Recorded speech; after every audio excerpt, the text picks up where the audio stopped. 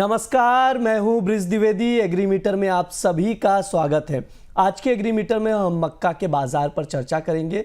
दरअसल मक्का की कीमतों में काफ़ी समय से कमज़ोरी बनी हुई है।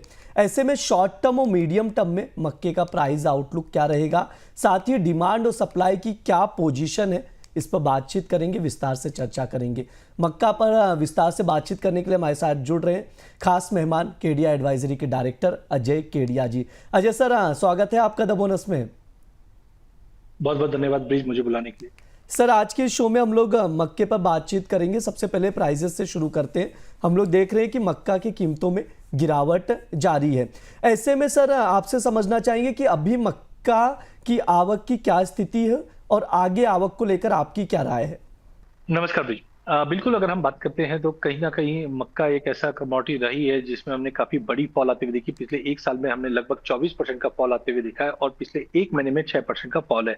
मक्के का एक प्रोडक्ट है डीजीजीएस, जिसने पिछले 2-3 सालों में पूरे फीड इंडस्ट्री में हम बोल सकते हैं एक हाईलाइट्स बना रखी है, क्योंकि जिस ढंग से हमने देखा डिमांड में ड्रॉप आया है, सोयाबीन में फॉल आया था और डीजीजीएस में अब जाके हमने फॉल आते हुए देखा है। सबसे पहला कारण अगर हम देखें तो कहीं ना कहीं अराइवल का है। जनवरी और फरवरी मंथ के जो अराइवल के फिगर्स है वो अगर आप देखते हैं तो वहां पे हम देख रहे हैं कि बढ़कर आई है करीबन 62%, 19.61 लाख टन के आसपास के अराइवल्स है, जो पिछले साल के मुकाबले लगभग 62% बढ़ा है, जो दर्शाता है कहीं ना कहीं मार्केट में सप्लाई है। इसके अलावा भी अगर हम देखते हैं जो 13 फरवरी तक के जो रबी मेज के आउटपुट के आंकड़े आए वो भी बढ़ता हुआ दिखाई दे रहा है। तो ओवरऑल मुझे लगता है कि सप्लाई काफी अच्छी है डिमांड के मुकाबले, जिसकी वजह से बनते हुए देखी है।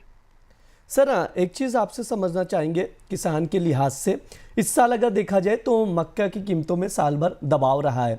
ऐसे में आगामी खरीफ सीजन में किसान क्या मक्के की खेती कम कर सकते हैं, घटा सकते हैं? देखिए, बिल्कुल हमने काफी जगह पे देखा है कि फार्मर का इस साल रोटेशन काफी ज्यादा हुआ है, क्योंकि प्राइसिंग प्रॉपर नहीं मिली है। हमने देखा था लास्ट सीजन, अभी ऑनगोइंग सीजन में अगर हम देखें बाकी कमोडिटी से निकलकर, जैसे व्हीट में एरिया बढ़ा था, कॉर्न, ये चने में एरिया बढ़ा था, तो हाई पॉसिबिलिटी है इस बार प्राइस भी जिस ढंग से अभी 1780 के करीब चल रहा है, तो हो सकता है फार्मर दूसरी क्रॉप पे शिफ्ट हो। खास करके सोयाबीन मुझे लगता है कि अगले आने वाले सीजन में थोड़ा इम्पोर्ट रहेगा। हालांकि बारिश भी काफी इंपॉर्टेंट रहेगी, क्योंकि आईएमडी ने जो बताया है इस बार बारिश थोड़ी सी कमजोर रहेगी, बट देखना होगा कि फार्मर कितना शिफ्ट करता है। प्राइस वाइज यस, ऐसा लग रहा है कि मक्के से इस बार फार्मर शिफ्ट होता हुआ दिखाई दे रहा है। ठीक है, ये सर की राय है। सर, एक्सपोर्ट के आंकड़ों पर भी नज़र डाल लेते हैं एक बार। अप्रैल से नवंबर के दौरान अगर देखा जाए तो मक्का के एक्सपोर्ट में 29% की बढ़ोतरी दर्ज की गई है।